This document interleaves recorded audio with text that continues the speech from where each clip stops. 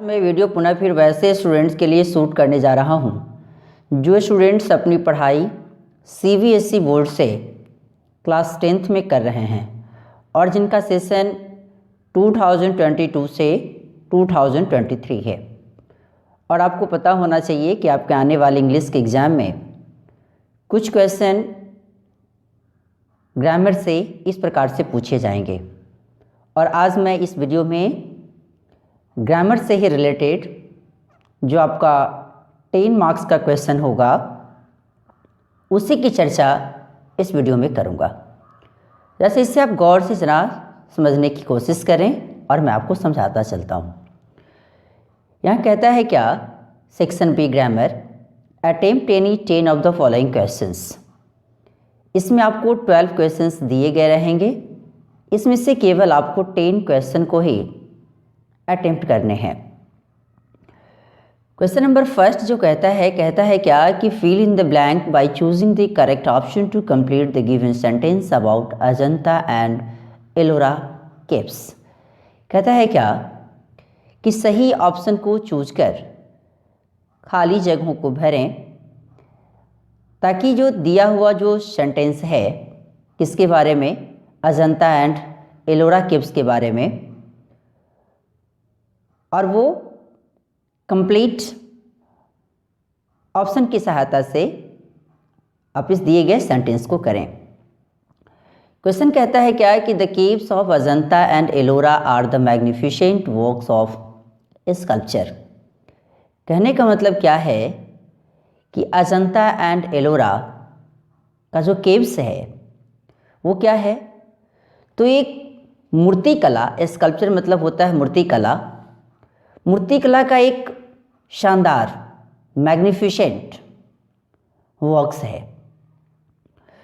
Whoever goes there spell bound कि बीच में जो आपको देयर के बाद जो फिल इन द ब्लैंक्स है उसमें सही वर्ड को चुनकर आपको भरने हैं।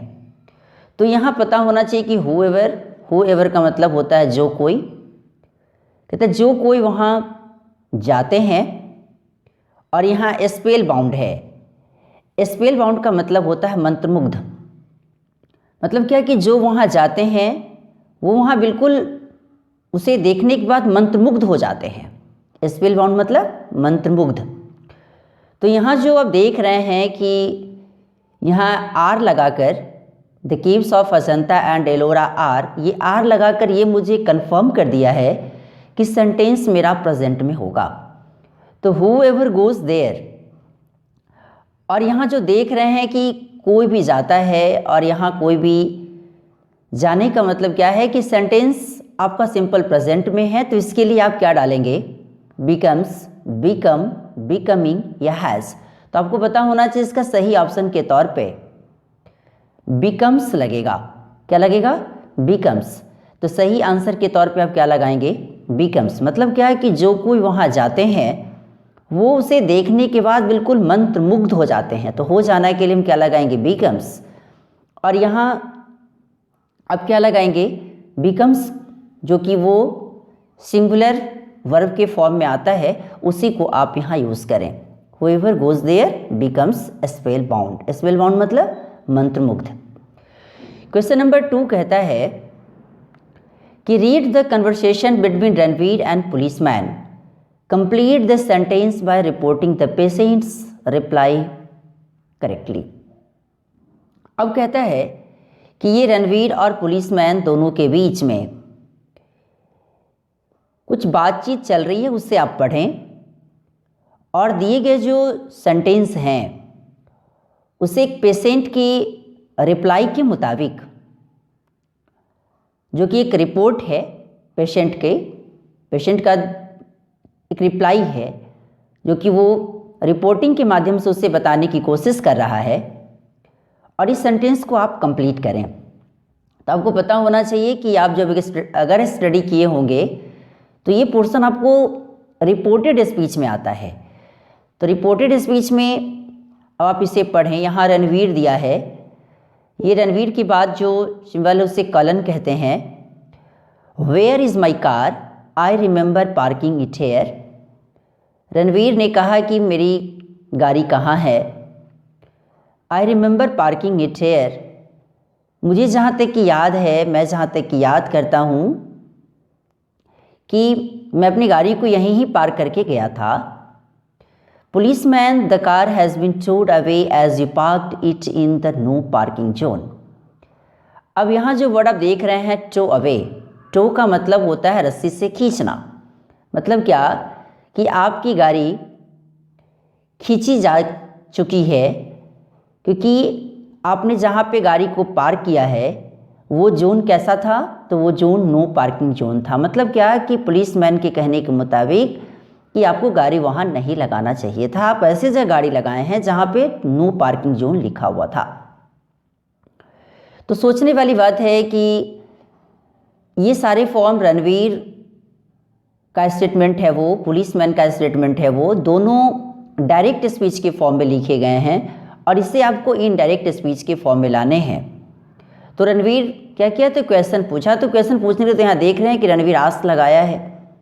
तो Ranveer ask the policeman standing there और वेयर इज़ माई कार। ये सेंटेंस आपको इंट्रोगेटिव में WH फैमिली का है। तो आपको पता होना चाहिए कि जब भी आप अगर डायरेक्ट से इनडायरेक्ट में जब लेके आते हैं सेंटेंस को, और जब आपका रिपोर्टिंग स्पीच का सेंटेंस जब अगर पास्ट टेंस में होता है, रिपोर्टेड स्पीच जो इन्वर्टेड कॉमास के अंदर होता है वो अगर इंट्रोगेटिव में WH फैमिली का होता है, तो डायरेक्ट से इनडायरेक्ट में जाने के लिए इन्वर्टेड कॉमास को हटाने के लिए हम WH वर्ड को एज इट इज ऐसे ही छोड़ देते हैं।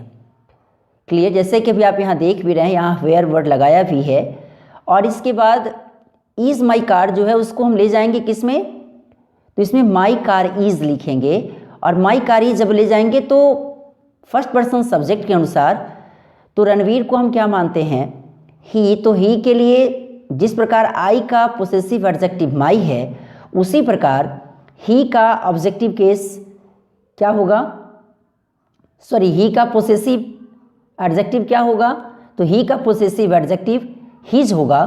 जैसे कि आई का पोसेसिव एडजेक्टिव माई है, उसी प्रकार ही का पोसेसिव एडजेक्टिव हिज होगा। तो यहाँ देख रहे हैं कि यहाँ हिज कार वॉज, क्योंकि यहाँ इज जो है वो इसको किस में ट्रांसफ़र करना होगा, वॉज में। एंड एडेड दैट, फिर फर्स्ट पर्सन सब्जेक्ट के अनुसार फिर ही लिखा गया। और ये आई रिमेंबर जो देख रहे हैं ये क्या है, तो सिंपल प्रेजेंट है। सिंपल प्रेजेंट को किस में चेंज करके लाना होगा, सिंपल पास्ट में। तो ही रिमेंबर्ड पार्किंग इट है, और हेयर जो वर्ड है और हेयर को किस में ले जाना होगा, देयर में। तो ये तो सारा स्टेटमेंट आपको रणवीर का रहा। अब ये कहता है पुलिसमैन ने क्या दिया, तो पुलिसमैन तो रिप्लाई ही दिया होगा ना। तो the policeman replied that the car तक आपका दिया गया है, द कार हैज़ बीन है, तो ये हैज़ बीन किस में ले रहा है, तो ये प्रेजेंट परफेक्ट में चल रहा है। तो इसे जब प्रेजेंट परफेक्ट में चल रहा है तो इसे हम किस में ले जाएंगे, इसको पास्ट परफेक्ट में ले जाएंगे। तो that the car had been, और दैट किस लिए लगाया गया, क्योंकि सेंटेंस आपका असर्टिव सेंटेंस में चल रहा है। और ये हमेशा दिमाग में रखिए कि वहाँ जो कॉलन जो दिया गया, कॉलन के पहले का जो पार्ट है उसको रिपोर्टिंग स्पीच बोलेंगे और कॉलन के जस्ट बाद वाले पार्ट को रिपोर्टेड स्पीच बोलेंगे। और ये रिपोर्टिंग स्पीच और रिपोर्टेड स्पीच सारे फॉर्म आपको डायरेक्ट स्पीच के फॉर्म में ही रहते हैं। और उसके बाद मुझे इनडायरेक्ट स्पीच मिलाने होते हैं, तो सारे रूल को दिमाग में रखने की ज़रूरत है। Change of tenses, change of persons, changes of other parts of speech. तो अभी आप यहाँ देख रहे हैं the car has been towed away है, तो द कार के बाद हम हैज़ बीन की जगह क्या लगाएंगे, हैड बीन, क्योंकि हैज़ बीन ये प्रेजेंट परफेक्ट टेंस की ओर चल रहा है, क्योंकि ये सेंटेंस आप देखेंगे तो वॉइस के फॉर्म में लिखा गया है। क्लियर, तो ये द कार हैज़ बीन की जगह पर क्या लगाएंगे, the car had been towed away as. फिर अभी आप यहाँ देख रहे हैं कि यहाँ सेकेंड पर्सन फिर ऑब्जेक्ट के मुताबिक, क्योंकि यहाँ एज के बाद यू लगा है, तो सेकेंड पर्सन ऑब्जेक्ट के मुताबिक ऑब्जेक्ट में क्या मानेंगे, रणवीर को। तो रणवीर के लिए हम कौन सा प्रोनाउन का यूज़ करेंगे, ही। तो वहाँ ही लगाएंगे। और यहाँ फिर क्या लगा है, पार्क्ड है, simple past, you parked simple past है, तो ये पास्ट परफेक्ट में चला जाएगा। तो पास्ट परफेक्ट के लिए हम क्या लगाएंगे, तो अभी आप देख रहे हैं कि पास्ट परफेक्ट के लिए हमें लगाना पड़ेगा he had parked. He had parked it in the no parking zone. इस रूप से आप सही आंसर के तौर पे क्या लगाएंगे, इसका आंसर जो हो जाएगा वो हो जाएगा द कार के बाद had been towed away as he had parked it in the no parking zone, ये तो यहाँ पे लिखा ही हुआ है। अब ये कहता है क्वेश्चन नंबर 3 कि select the option that identifies the error and supplies the correction for the following line from a news report. कहता है क्या कि ऑप्शन को सेलेक्ट करें और उससे आप आइडेंटिफाई करें कि आखिर एरर कहाँ है, कहाँ, तो जो सारे लाइन जो आगे चल के जो यहाँ दिए गए हैं फॉलोइंग लाइन, उसमें से आपको करेक्शन करके सप्लाई करते हुए और आपको ये पहचानना है गलत कहाँ है और सही रूप से उसके बताने भी हैं, क्योंकि यहाँ देख रहे हैं एरर करेक्शन दोनों यहाँ लिखा पड़ा है और ये किस में से लिया गया है, तो न्यूज़ रिपोर्ट से लिया गया है। तो कहता है क्वेश्चन नंबर 3, थोड़ा सा पेज को मैं आगे खिसकाता हूँ। कहता है कि select the option that identifies the error and supplies the correction for the following line from a news report. इसी के बाद it is perfectly natural for us to use, इसको हम क्या पढ़ेंगे, E.G को, इसको हम पढ़ते हैं for example a dictionary we came across an unfamiliar word.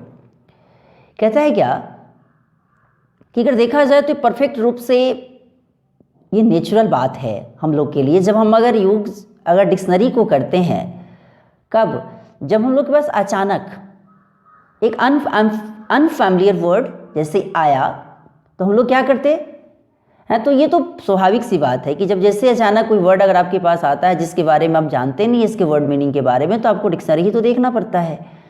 तो यहाँ केम अक्रॉस, जिसका मेन फॉर्म कम अक्रॉस है, कम अक्रॉस का मतलब होता है अचानक मिलना या संजोग से मिलना। तो इसके लिए ऑप्शन के तौर पे क्या लगाएंगे, तो इसका ऑप्शन जो है वो फॉर, ये फॉर भी सही है, फॉर के साथ आप ऑफ लगाएंगे नहीं, ये नेचुरल फॉरस हम लोग के लिए स्वाभाविक सी बात है जब आप अगर यूज़ करते हैं कौन सी डिक्शनरी, तो ये भी सही है। और भी यहाँ सही है, और के साथ जो एन लगाया है एन अनफैमिलियर, ये भी सही है। वी के साथ जो अस लगाया है ये भी फॉर अस हम लोग के लिए ये भी सही है। और यहाँ वी केम अक्रॉस, ये आता था या आया ऐसा नहीं, जब आता है, तो ये सेंटेंस देख रहे हैं कि इट इज़ परफेक्टली है, तो सेंटेंस से मुझे पता चल रहा है कि सेंटेंस मेरा प्रेजेंट में है और वी केम अक्रॉस लगा दिया जो कि ये पास्ट टेंस में जा रहा है, इसलिए यहाँ पर केम अक्रॉस की जगह कम अक्रॉस होना चाहिए, इसलिए केम वाला जो रो है वो गलत है, ऑप्शन नंबर डी, और कम इसका सही है। तो इस रूप में सही आंसर के तौर पे क्या लिखेंगे आप, वहाँ केम अक्रॉस की जगह पर कम अक्रॉस होना चाहिए, यहाँ गलत यही है, इसलिए सही ऑप्शन के तौर पे आप डी लगाएं। क्वेश्चन नंबर 4 कहता है कि complete the given narrative by filling in the blank with the correct option. अब कहता है क्या कि नीचे दिए गए एक वर्णात्मक कहानी के तौर पे कुछ लिखा गया है और इसमें 4 ऑप्शंस दिए गए हैं और सही ऑप्शन को ढूंढकर और इस खाली जगहों को भरें। I met a smart young person, स्वाभाविक सी बात है कि अब यहाँ सेंटेंस मेरा सिंपल पास्ट में चल रहा है, तो इसका जितने सारे वर्ब होंगे मोस्टली वो पास्ट टेंस में ही जाएंगे। तो I met a smart young person, मैंने एक स्मार्ट यंग पर्सन से मिला। Dash wanted a selfie with me, अब यहाँ क्या लगाएंगे, तो कहने का मतलब क्या है कि मैं एक स्मार्ट यंग पर्सन से मिला जो चाहते थे कि एक सेल्फी लेना, किसके साथ, मेरे साथ। So we sat on top of a boundary wall, इसलिए हम लोग एक बाउंड्री वॉल के ऊपर टॉप पे जाकर बैठे। तो इसलिए हम क्या लगाएंगे, विच तो नहीं लगा सकते, क्योंकि ये चारों के चारों ऑप्शन से क्लाउज के फॉर्म में रिलेटिव प्रोनाउन के रूप में आप इसको यूज़ कर सकते हैं। जो बच्चे थोड़ा सा क्लाउज अगर पढ़े होंगे तो उनको पता होगा, यहाँ विच के पहले जब कोई अगर नॉन लिविंग बीइंग अगर आता तो उस कंडीशन में हम विच लगा सकते थे। ऑप्शन नंबर बी कहता है हु, हाँ हु हो सकता है क्योंकि हु के पहले लिविंग बीइंग है, इसलिए आप हु ही लगाएं, तो सही ऑप्शन के तौर पे आपको हु जब मिल ही गया तो सी डी को आप ध्यान में न रखते हुए बी ऑप्शन को ही सही माने। इसलिए सही आंसर के तौर पे क्या हो गया, हो, जो जिसका मतलब यहाँ जो से है। अब मैं क्वेश्चन नंबर 5 पे चलूँ। 5 नंबर जो क्वेश्चन है वो कहता है identify the error in the given sentence about the importance of physical exercise and supply the correction. कहता है क्या कि दिए गए सेंटेंस में गलत को पहचानें, आइडेंटिफाई करें और फिजिकल एक्सरसाइज के इम्पोर्टेंस को,